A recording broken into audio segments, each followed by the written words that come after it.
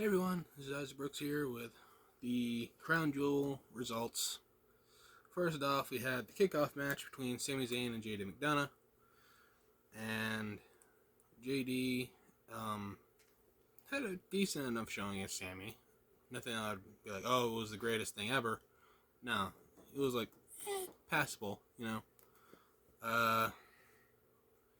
And JD had bruise or rash, whatever was going on his chest, not chest, but like near his ribs area, I think. A little uncomfortable. But Sami Zayn won the match with all the moves he could have used. Blue Thunder Bomb. Yeah. One of the least devastating moves, according to Simon Miller, to be used in professional wrestling. Got a win. But yeah, back to the main card, rather. Seth Rollins versus Drew McIntyre. Some good offense in there. McIntyre sent Rollins over the ropes with a suplex at one point. So many times I was like, oh, who's going to win? Until, like, oh, Rollins won. You know? Hit like a curb stomp after pedigree combination. Then Damian Priest tried to cash in.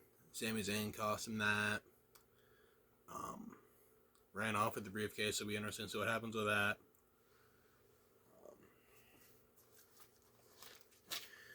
And McIntyre was seen interacting with Rhea Ripley backstage, and Ripley seemed like she was basically saying, like, if you had listened to us and asked for help, we could have helped you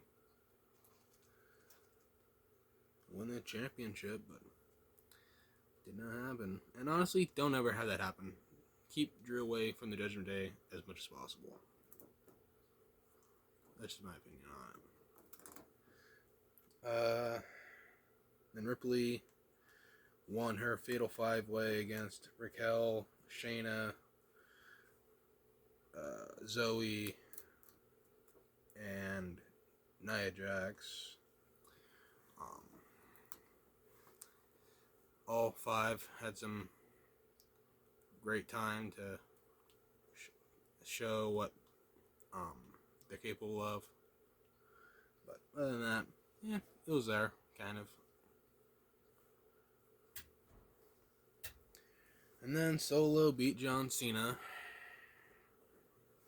I mean, yeah, the match was not that good. Honestly, just getting tired of seeing Cena come back just to lose. But especially after all that, like, oh, it's been like a little over 2,000 days where Cena hasn't won a singles match in WWE. And lost like one of the lamest moves ever, the Samoan Spike. And some people are like, oh, it's my favorite wrestling move. Well, sorry to break it to you, I think it's lame. And then, The Miz came out because, of course, we needed to have The Miz TV in Saudi Arabia. No, we did not. Or at least I didn't really need it or want it. And then, his guest was a Saudi Arabian actor / comedian. I'm not even sure how to pronounce the name, but Ibrahim Al-Haji. I don't know. I'm not even gonna try to butcher that, even more than I already have, probably. Grayson Waller showed up, ran his mouth for a little bit, got beat up by Miz, and the Ibrahim, or I'm not really sure. Like I said, I don't really know how to say his name. But yeah, they beat up Grayson Waller. And then the second of three,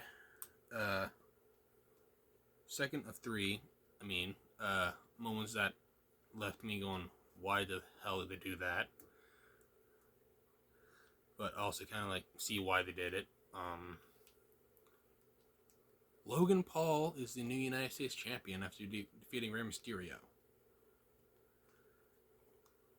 There were times where Rey looked like he almost had Logan beat.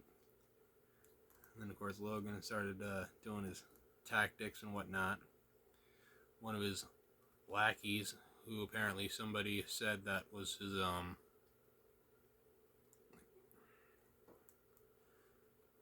YouTube manager or whatever, or something like that. I don't know. One of his YouTube helpers or something like that slid in some brass knucks. Logan didn't get it. The brass knucks utilized the first time, but after Mysterio had Logan set up for a 619,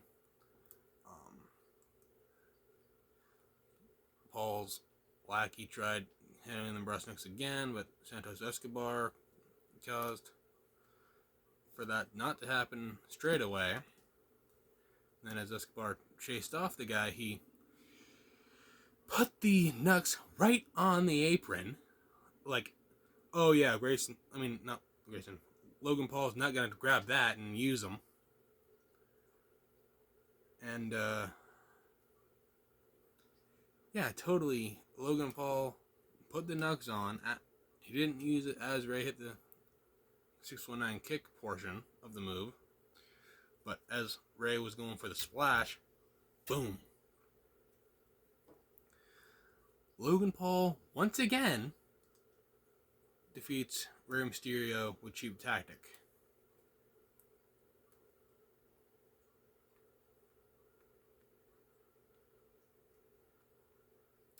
I mean, yeah, like I said, I get why they're having Logan Paul with the United States Championship. Helps get more eyes on the product and all that, but seriously? This guy, of all people. Alright. Whatever. And I'm sure, like I said with the Simone Spike or whatever, and some of the stuff, if you're a fan of Logan Paul, more power to you, or whatever. But he's just not all that entertaining to me. I don't really get his whole appeal. Just the scamming, manipulative, gets by because of his money. Has some skill, I will give him that, but other than that, he's just getting by with, like, paying off people, I'm sure.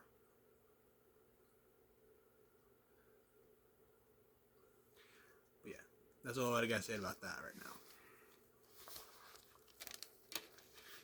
And then it was the other women's title match with Bianca Belair challenging Io Sky. And this is where we had a relatively big return happen. Kairi Sane helped out Io retain the championship, much to Bayley's surprise, because as it was stated by multiple sources, the last time that Kairi was on WWE program and she got written off TV because of Bayley. So it'll be interesting to see how that unfolds. So yeah, Io, after a relatively back and forth, good enough match between her and Bianca, retained the championship because of outside interference, as you would expect. Yeah. And then it was Cody Rhodes defeating Damian Priest, who wasn't really having the best of nights. Priest tried to cash in earlier in the night, failed that. Tried to defeat Cody Rhodes, failed that. Even with, like, trying to get the help of his Judgment Day buddies. But Jey Uso came out to help Cody, so that failed. So, yeah, aside from like Rhea Ripley winning, Judgment Day had a pretty bad night, I'm sure. In terms of like storyline purposes, anyway. And then it was what everybody expected. LA Knight versus Roman Reigns, and still undisputed champion Roman Reigns. Yeah, I mean, pretty much like copy and paste, maybe like change a few things around. Pretty much the same Roman Reigns match since he won the championship, with like some tweaks and turns. Outside interference, some his bloodline family members, Solo distracting the referee, Jimmy getting involved, Heyman running his mouth, spear through the barricade spot, referee getting distracted.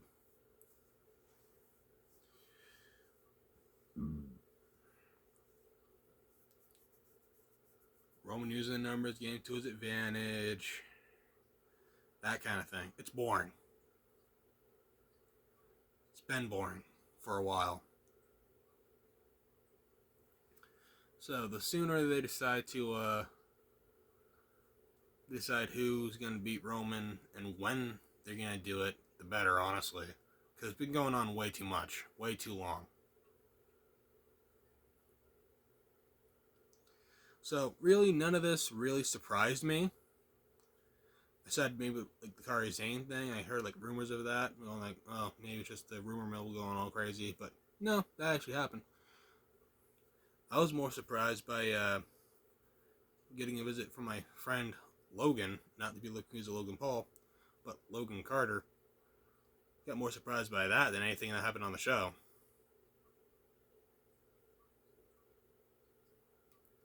Yeah, during the kickoff, like after the Sami Zayn Jada McDonough match, I had a knock on the door, and it was my friend Logan, and showed me his new truck and caught up a little bit. So that part was nice. Had more fun hanging out with my friend than watching most of the matches.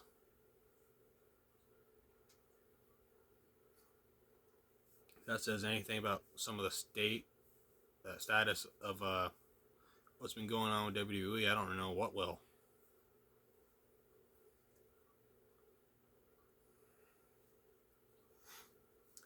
But yeah, aside from like some stuff being like meh, or like take it or leave it, or like wow, that's actually pretty decent, the show was I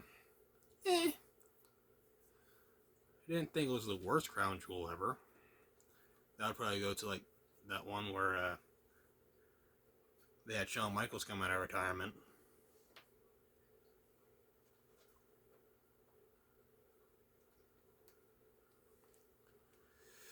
But yeah, good enough show. Some stuff, like I said, not the best turnout, but you have to have those every once in a while. Can't all be the way you want them to go. I mean, the way some people might want the show to turn out doesn't always turn out the same way other people might. So I'm sure some people enjoyed it, thought it was the best thing ever, but it wasn't really for me. Like I said, I enjoyed catching up with my friend more than some of the actual stuff that happened on the show.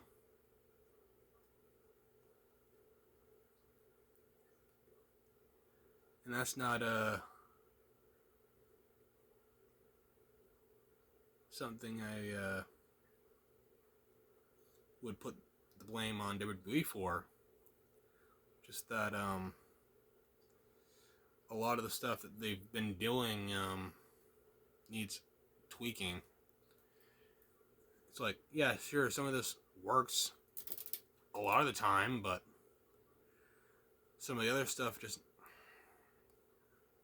would be better if they didn't do it.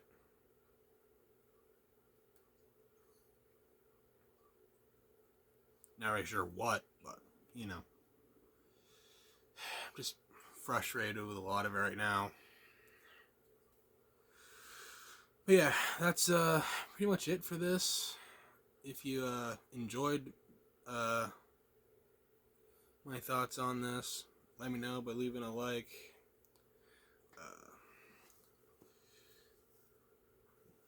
If you enjoyed the show or any of the elements of the show, let me know by leaving a comment saying like, "Oh, this match was good," or like that moment was good, or don't. I'm not really forcing you to do anything. Just saying, doing the whole usual like YouTuber spiel, you know. Just feel free to do whatever, you know. You can leave a like, comment, whatever.